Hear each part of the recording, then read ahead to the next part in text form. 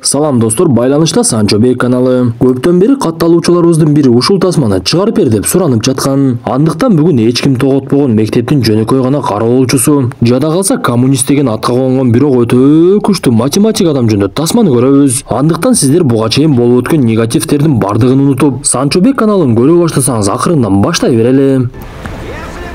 Тасманын башында Тонхон деген академияда окуган Ханжу деген баланы көрөбүз. Бул окуу жайда жөнөкөй орто мектептен тандалып келген өтө бир мыкты окуучулар окуйт эле. Алардын көпчүлүгү байдын балдары болгондуктан алардын жекече мугалимдери болуп окууларды мыкты өздөштүрүп, бирок арасынан каарманыбыз Ханжу бул мектепте окуганына дээрлик 1 жыл болуп калганына карабай, окууларга такыр эле жетише албай, айрыкча математиканы эч эле өздөштүрө албай койду. Ошондуктан ага мугалими сен башка эле мектепке кетсең окшойт. Орто мектептерде деле окусаң болот го, сен ал жакта эң мыкты окуучуга айланасың. Бул жөнүндө ойлонуп көр десе, каарманыбыз жатаканада балдар менен олтуруп, алар акча чогултуп Ханжуну соджо алып кел деп жөнөтүп жиберишкен болот. Бирок Ханжу алчу нерселерин алып алып бекинип кирип бара жаткан кезде, жатакананын кароолчусу аны кармап алып, эртеси мугалими бул тууралуу дагы билип калды. Көрсө соджо деген бул алкоголдук ичимдик экен. Анда мугалими аны коркутуп, бул жерде 4 бөтөлкө турат. Эгер сенин шериктериң ким экенин айтпасаң, мен сени жатаканадан 1 айга кетирип жиберем. Ошондуктан батыраак айтканың десе, каарманыбыз көп ойлонуп, бирок шериктерин сатпай коет. Эми Ханчу жатаканада 1 айга жашай албай калды. Биз буга чейин айткандай, бул академияда көпчүлүгү байдын балдары окуганы менен Ханчунун үй бүлөсү андай деле бай эмес болчу. Мындан соң биз жанагы окуу жайдын кароолчусун көрөбүз. Ал көрсө 4 жыл мурун Түштүк Кореядан Түндүк Кореяга качып келип, ошодон бери кароолчу болуп иштеп, анан дагы ар кандай дарыларды ичип, адамдар менен көп деле сүйлөшпөй жабылган акыбалда жүрө берчү. Мектептегилер болсо аны кызыл армиялык коммунист деп койчу. Анткени биз билгендей Түштүк Кореяда дагы деле коммунизм өрчүп, диктаторлук режим гүлдөп турган заман. Ошентип жатаканадан убактылуу айдалып кеткен каарманыбыз үйүнө келип жыйын-терин кылып нары бери тазалай баштайт. Бир кезде анын апасы үйүнө келип калды. Биз ушул жерде түшүнгөндө каарманыбыздын атасы 10 жыл мурда каза таап, апасы кара жумуштарда эмгектенип Ханжуну жалгыз чоңойтуптур. Сыягы биз мактаган Саната менен Кия Кабеш унаалары келип жаткан Түндүк Корея өлкөсүндө деле кыйналып жашагандар көп окшойт. Анда Ханжу апасынан уялып аны жатаканадан кетирип жибергенин айта албай, мен китептеримди алганы келдим эле, кайрадан кетишим керек, жакшы калыңыз, көрүшкөн жөнүндө эле ал жерден кетип калды.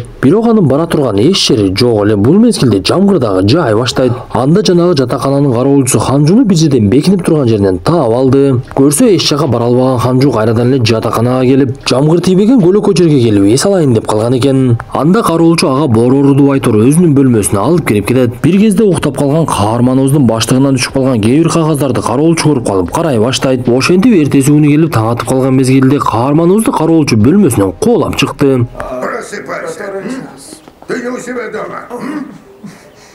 Эң кызыгы, Ханжу математика сабагында олтурган кезде мугалими тапшырмаларды сурап баштаса, анын тапшырмалары жазылган барагында жооптордун бардыгы жазылып калыптыр. Анан да алардын арасында эч кандай каталары жок, бардыгы туп-туура экен. Анда Ханжу сабактан кийин дароо эле кароолчуга келип сурайын десе, ал такыр эле сүйлөшкүсү келбей, каарманыбыз канчалык аракет кылбасын, кароолчу аны жанына жолотпой эле куулап жатты.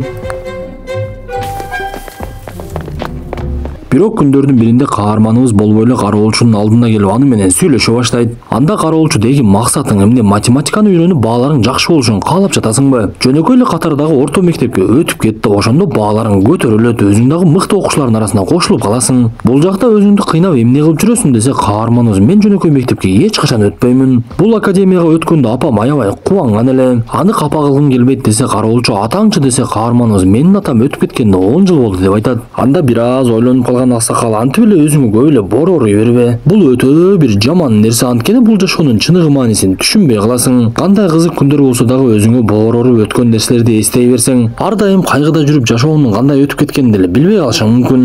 Андан көрө экөөбүз кечинде жолугалы. Мага сөзсүз кулпунай кошулган сүт ала кел деп айтат. Кароолчуну Ханжуга жардам берейин деген себеби, ал эртең менен иш кылып жаткан кезде мугалимдердин сүйлөшүп жатканын угуп калган экен. Анда жанагы Ханжунун мугалими анын ким багал экенин айтып, жана башка мектепке которул десем такыр эле которулбай жатат деп сүйлөп жатканын угуп калган.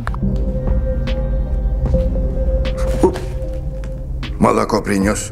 Ошентип эки каарманыбыз кечинде жолугуп кароолчу сөз баштап калат. Сен бул тууралуу эч кимге айтпашың керек. Жана мектепте болуп жаткан нерселерди бул жерге аралаштырбайсың. Анда эмесе баштайлы деп кароолчу доскага чыгат да каарманыбызга биринчи маселени берет. Анда Ханжу алды аркасын карабай эле анын чечимин таап койду. Бирок кароолчу сенин жообуң такыр эле туура эмес. Сен маселенин дароо эле жообун издебей анын чечимин изде. Мен сага маселени атайын ката бергендигиме деле маани берген жоксуң. Ката берилген маселеге кантип туура жооп табасың? Ошондуктан мындан кийин шашпай маселенин жообун эмес туура чечимин издеп жүр деп айтат. Бир кезде кароолчу эми бүгүнгүгө жетишет деп кетип бара жатса Ханжу анын артынан ээрчип алды. Сен эмне мен артымдан келе жатасың деп кароолчу Ханжуга кайрылса каарманыбыз аны алдап, эми азыр кеч болуп маршруткалар деле токтоп калды. Сиздикинде эле жатып алайынчы деп анын бөлмөсүндө дагы калып калат. Уктар алдында каарманыбыз кароолчудан сиз негизи Түштүк Кореядан эмне үчүн качып кеткенсиз? Өзүңүз качтыңыз беле десе бул нерсеге жооп бергиси келбеген кароолчу суроолорду бир гана математика боюнча бергениң деп коет.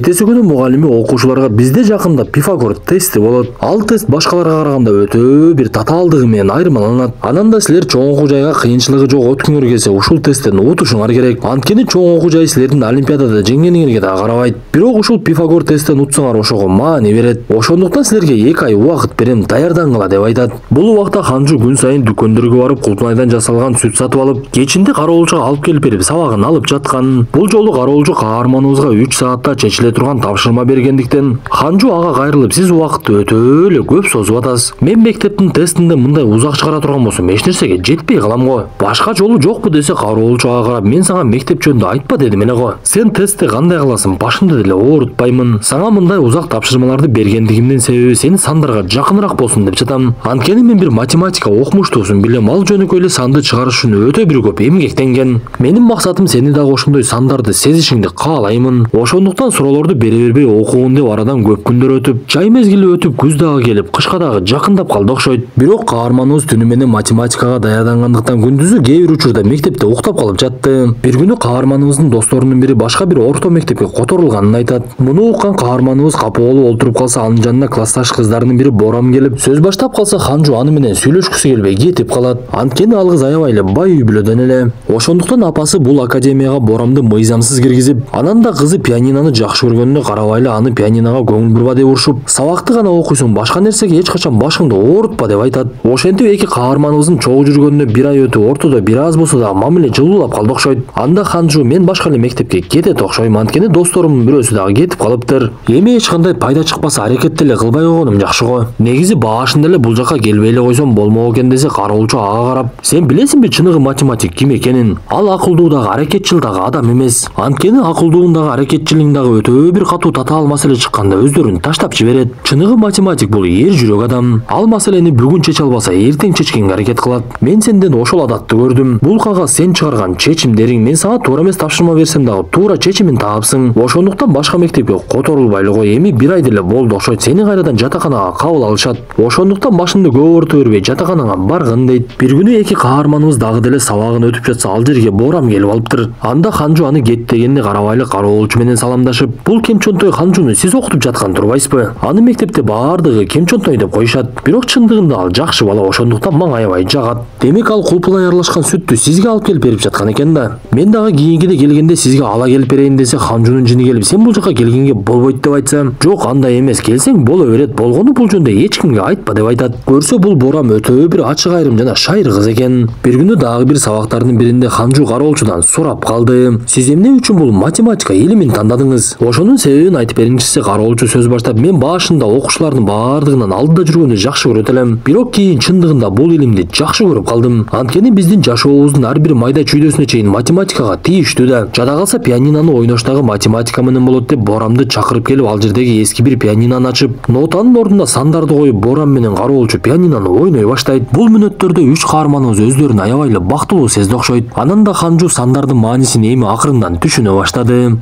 Класс. Эта мелодия Пи просто сказка.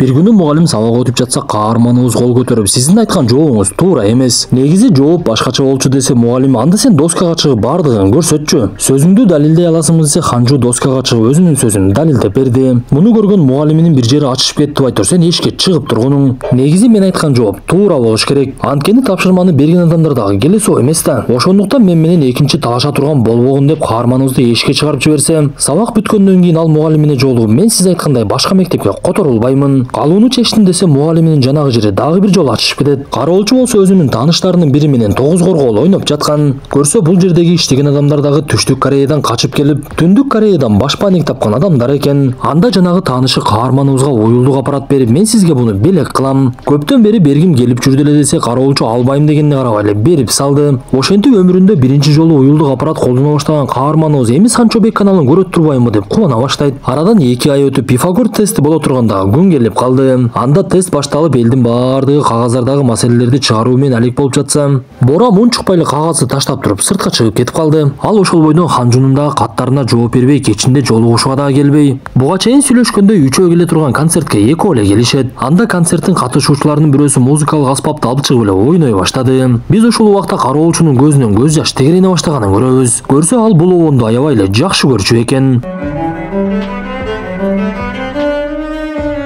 Кечинде болсо эки каарманыбыз тамактанып жатып, кароолчу Ханжуну карап жылмайып эле бир нерсени эстеп кетти окшойт. Көрсө ал Түштүк Кореяда чоң окуу жайлардын биринде математик болуп иштеп, жада калса окумуштуулук деңгээлге чейин жетип, чын аты Рихак Сун экен эле. Анан дагы Тхэйон деген Ханжу сыяктуу баласы бар болчу экен. Биз мындан соң Борамдын тесттен эмне үчүн кетип калганын түшүнөбүз. Көрсө жанагы Пифагор тестинин жоопторунун баардыгын мугалими өзү эле уурдап чыгып, аны башка бирөөгө берип, бай окуучулардын ата-энелерине акчага сатыптыр. Анда Борамдын апасы дагы тесттин жоопторун сатып алып Борамга бергендиктен, ал билген эле жоопторду жазуудан баш тартып жазбай коюптур. Күндөрдүн биринде сыналгыдан Түндүк Кореялык бир күчтүү математик сүйлөп жатканын көрөбүз. Ал өзүнүн кичинекей кезиндеги сүрөтүн көрсөтүп, бул эки кичинекей баланын бирөөсү менмин, экинчиси Рихак Сун деген Түштүк Кореялык бала болчу. Экөөбүз математикалык олимпиаданы жеңип чыккандыктан ортобуздагы америкалык өтө бир күчтүү математик бизди Эпсилон деп атап бирден калем белек кылган болчу. Ошол Түштүк Кореялык Рихак Сун деген математик Римандын гипотезасын 160 жылдан кийин далилдеп чыкты. Буга чейин бул нерсени эч ким кыла алган эмес эле десе, каарманыбыз бул нерсени көрүп алып дароо эле кароолчуга чуркап, сиз Римандын гипотезасын далилдеген экенсиз го десе, анын жини келип, мага эч качан бул гипотеза жөнүндө айтпагын деп коет. Бир күнү Ханжунун мугалими аны чакырып алып өзүнүн күнөөсүн агартып, сен Пифагор тестинин жоопторун урдап чыгып таратып жиберипсиң го. Антпесең сен кантип эле жакшы баа алдың, буга чейин сен такыр эле окуй албайт элең. Эгер бул кылыгыңды элдер билип калса, баардыгына уят болосуң. Ошондуктан сен башка мектепке которулуп кеткин. Бул маселеңди мен билгизбей жаап коёмун. Сен негизи жакшы баласың, айтканымды ук дей баштайт. Биз мурдадан билгендей каарманыбыз эмнеге жакшы баа алганын айта алмак эмес. Анткени аны окуткан кароолчу бул тууралуу эч кимге айтпа деп эскерткен болчу. Ошентип математик режимдө сыналгыдан берилгенден кийин Түштүк Корея Түндүк Кореяны биздин өтө бир күчтүү математигибизди урдап кетишти. Бул иши үчүн Түндүк Корея жооп бериш керек деп күнөөлөй башташат. Көрсө каарманыбыз далилдеген гипотеза менен көптөгөн маанилүү иштерди жасаса болот экен. Ал гипотеза аскердик куралдарга дагы тиешелүү болгондуктан өлкөн адамдар тынчсыздана баштады. Биз мындан соң Ринин баласы Тхэйо кантип каза болгонун түшүнөбүз. Көрсө ал атасы менен урушуп кетип үйдөн чыгып, мен кайрадан Түштүк Кореяга кетемин деп, чек арадагы сууга секирип Түштүк Кореяга карап чөмүлө баштайт. Анда чек арадагылар артка кайтыңыз дегенине карабай эле Тхэйо Түштүк Кореяга көзөп чөмүлө бергендиктен, жоокерлер аны ошол жерде атып өлтүрүп салыптыр. Бул убакта Ханжу башка мектепке которулайын деп арызын даярлап кайгыга батып жүргөн. Эртеси күнү болуп өткөн Пифагор тестинин жыйынтыгын жарыялоочу күн келип калат. Анда окуучулардын баардыгы топтолуп олтуруп калса, алардын алдына мугалими чыгып, биздин математик коногубуз бар, ага сөз берели. Анын аты Оджон Нам деп айтат. Бул киши жанагы биз буга чейин билген сыналгыдан Рихак Сун жөнүндө айткан математик экен. Ал сүйлөп жатса эле так эле Рихак Сун өзү ал жерге келип калды. Аны сүйлөп жаткан математик тааныбай эле туруп калса, окуучулардын баардыгы кароолчуну көрүп таң калып, математик Ридагы чөнтөгүнөн ага кичинекей кезиндеги берилген калемди алып чыкканда гана Оджон Нам анын ким экенин түшүнүп чуркап келип эле, мен сизди аябай көп издедим, сизге жолуга турган күнүм бар экен деп дароо эле сахнага чакырды. Анда бир кезде Ридагы сөз баштап калат. Араңарда Ханжу деген бала бар, эгер ал ушул жерде болсо кол көтөрүп койсун. Аны мен акыркы айларда эч кимге билгизбей математикадан окутуп жүрдүм. Бирок мен жакка чыгарасыңар десе, муну уккан мугалими эмне дешин билбей алдарга ажылып, сүйлөгөнгө сөз таппай эле мен бардыгынан чарчадым, өзүңөр билгилечи деп ал жерден кетип калды. Анда каарманыбыз сөзүн улантып, мен Түштүк Кореяда математика менен алектенип жүрдүм. Бирок ал жакта менин чечимдеримди курал жарактарга колдонгондуктан мен бул жакка балам менен качып келгенмин. Бирок мен бул жакта ээн эркин математика менен алек болгону менен балам мен айымдан каза болуп калды. Мен ошол убакыттан бери өзүмдүн тирүү же өлүк экенимди билбей эле жашап жүрдүм. Бирок Ханжу мени бул жашоого кайрадан алып келгендей болду деп ал жерден кетет.